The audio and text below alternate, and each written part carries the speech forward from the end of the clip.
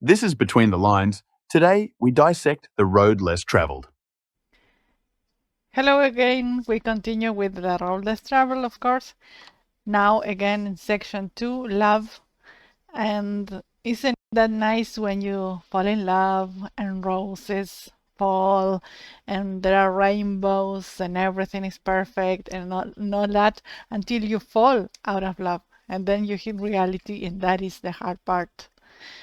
I bet you have experienced that situation in your life unless you are really, really young. But if you are an adult, I'm sure you have already have a situation where you thought you that everything was perfect and then found out that in reality you did a reality check and said, "Oh, I have fallen out of love, and now I see the reality that my partner is not perfect. That he has certain things that I don't like, and that kind of thing." So this is what Dr. Peck talks about in this episode, chapter 16, Falling in Love. And this happens because we have a misconception of love. We think that love is that perfect thing that happens and that um, basically we blink and fall in love and then we blink again and we are out of love. Dr. Peck says that this falling in love happens because of due to two things. The first one is because it is sexually driven or erotically motivated. He says it's sex linked, basically because our, and this is not mentioned in the book, but we now know that our reptilian brain kicks up or kicks out. And so that is why we fall in love, because we have some connection with the other person.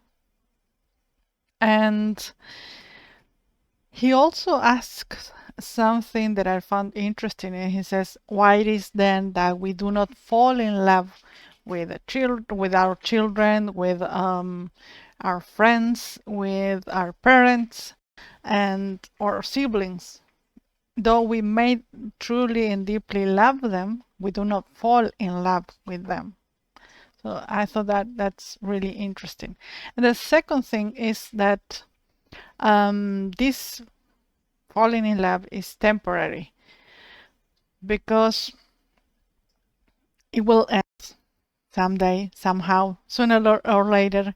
And I heard the other day a scientist say that uh, being in love, this sensation that we have when we fall in love, it could be up to 4 years approximately, sometimes less, sometimes it could extend. I don't exactly know because it is biological, right? Again, as the first thing, biological is because of the we have to mate because we are basically animals, but we have certain conscience if we train it in order to do or do not certain things. So these are these two things that are important in order to understand this falling in love and the misconception of falling in love and that feeling with real love. We will keep on talking about this. And so why happened this? And he talks about ego boundaries, which is something that psychiatrists or psychologists talk about. And it's similar to what happens when you are a baby, because when you are a baby, you are born and you are one with the universe, you are one with all nature, and you cannot distinguish between yourself, uh, your body even, and everything else that's around you. And the doctor mentions year by year what's going on in us when we are babies.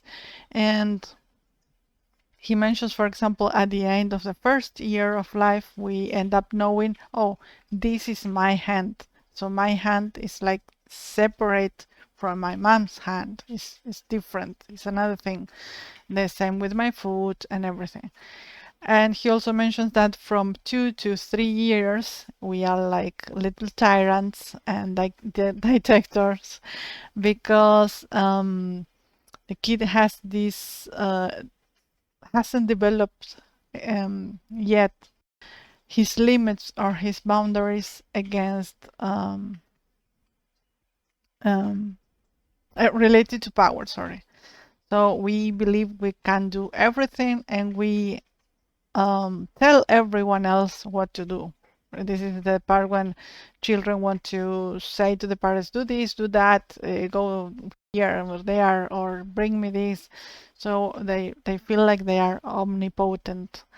And after that, if they have a well growing up and good upbringing and education, they move, and also maybe not mental problems, they go into another stages, and through the years we delegate that omnipotence or that power onto our superheroes. That is when a superhero is comes to life, and that is why we love superheroes in our childhood. I remember I used to love Wonder Woman. And it is until we come to adolescence when we realize that we are not only individuals, we are developing ourselves as individuals. Then in adolescence, we say, oh, but now I am an individual inside a society. And this society has its own boundaries, its own limits, and maybe I don't belong in certain places, in certain groups, and that is when the concept of loneliness comes. And he also mentions that, for example, for people who are who have some mental problems, I will say just here, they could see this loneliness as safety, as being protected. And remember, this was 50 years ago again. And now we see, for the rest of us, he says, in the world at this time, we see loneliness as painful. And this is the exact, and then we go, of course, on growing our identity, and we keep on growing on our boundaries, sometimes even to adulthood. We still do, right? And so he compares this, because we say, what does it have to do if I'm a baby or if I'm a person that falls in love? And he says it's like kind of the same. He says that sometimes this falling in love may represent like regression to our childhood in certain aspects, of course, not all, but in this kind of thing that when we fall in love, we feel that we are one with our partner, and he's perfect or she is perfect, and everything is fantastic, and we belong to them and they belong to us, and we are one and the same. And we also feel like we can do everything. We are the superheroes. We are in love, and we are like, we feel so powerful. um, until this falling out of love happens. Amate, and then I continue. So what happens when we fall out of love?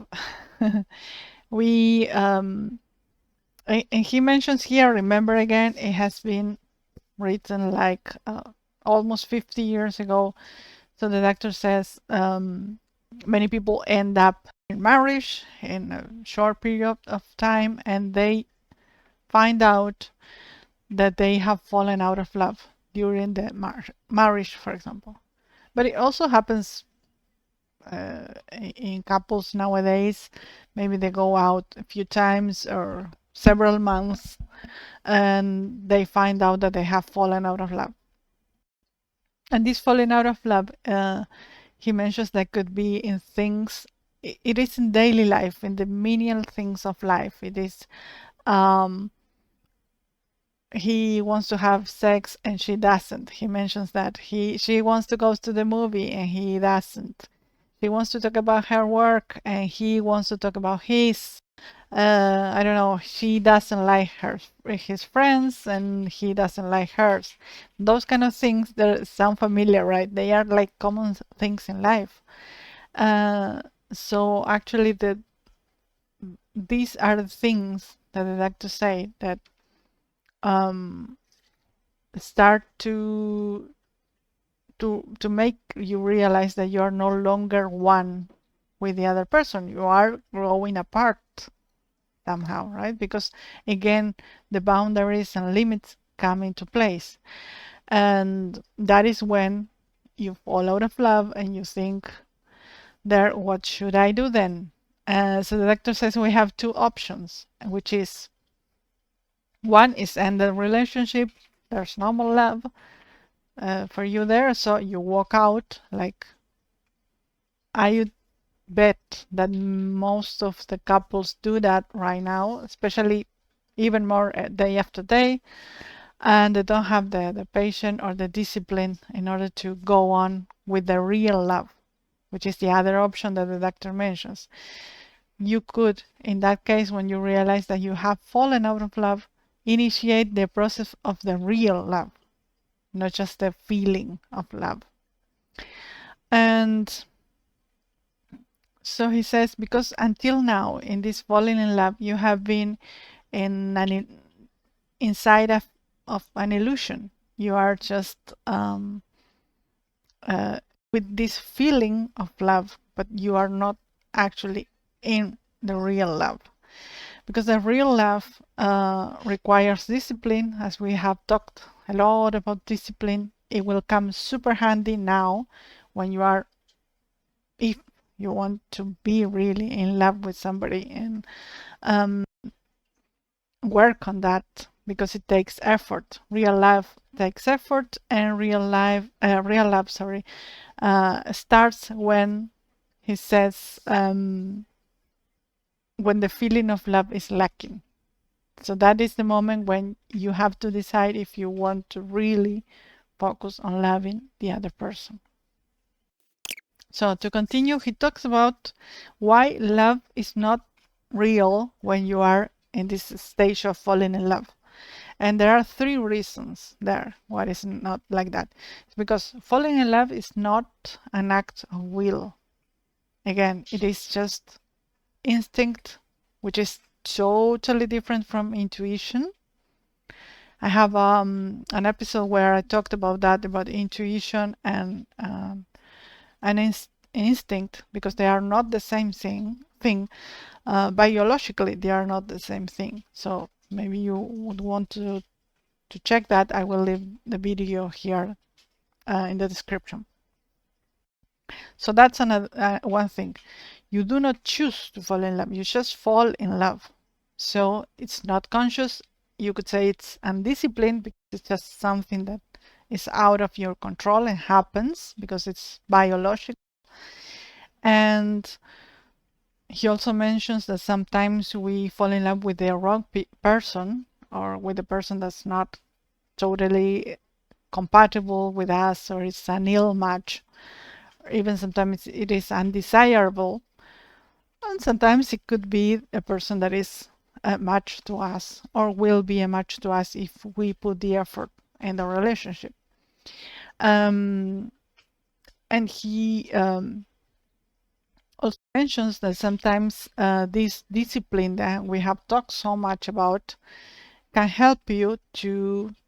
He talks about control. I know now control is like a bad thing, but to manage your emotions or your feelings toward the other person, if it's not the correct one, or it's not the right situation, if, or in this case he mentions, if you are married, or if you are a psychotherapist or a psychiatrist and you fall in love with your patient, or your patient falls in love with you. There are these tools within discipline in order to handle that. So everything that we have talked so far until now is really, really helpful.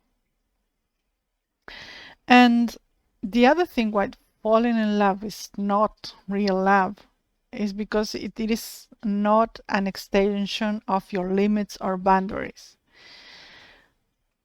Because when you really, really love, again, it's part of discipline, right? Putting these boundaries, putting these limitations, and falling in love, again, as we said in the previous one, is just effortless. Just doesn't cost anything. You just fall in love because it's just, you could say, somebody, people say it's fate, it's luck, good or bad. Um, so it's just something that happens. And real love is a little more permanent. It's permanent, I would say, and self-enlarging. Because you are enlarging, you have to learn how to set boundaries. You have to learn how to also take those boundaries and somehow make them compatible and work in order for the relationship to work and to go on and to prosper and to be nurturing for the both of you. And the third thing that why falling in love is not real love, it is because it has nothing to do with spiritual growth or nurturing your development. Again, you could say here, if you don't like this spiritual part, you could say, okay, mental growth or development yourself as a person. And because you, first of all, it is driven sexually. I mean, this attraction is just biological, we could say. And so you don't really want the other to grow or yourself to grow in the relationship. You just want to express your feelings. And another thing that happens is that we see the other as perfect. They are perfect for us. They are the perfect person. They don't need anything else in them because we love them exactly as they are. Or maybe if they do have some certain things that we don't completely love, we say no, but he's perfect. He's the one. He's and that kind of thing. So we try not to really see our partner as flaws and faults and everything that he has as a human being. We do not see them as human beings. We see them as goddess or goddesses, right? So those three things are mentioned in the book that are the ones that why we confuse falling in love with real love, which is completely a different thing, right? So now to conclude, we can say, okay, again, falling in love is completely different from real love. We have given the reasons why. And we could blame our genes or our hormones or our biology because due to this, because it just happens. And again, the doctor says that we have these tools of discipline in order to manage these situations, and we will continue looking more into love and what it is and what it is not. And I thought the perfect, well, I don't know if that's the perfect, but I like this song, which is called Falling in Love by Aerosmith. So I will leave also the link in the comments pinned because I think that it's exactly what falling in love is. It's just not, it's sexually driven, as we said again. If you don't like Aerosmith, it doesn't matter, but it's just what reminded me of this in the chapter. And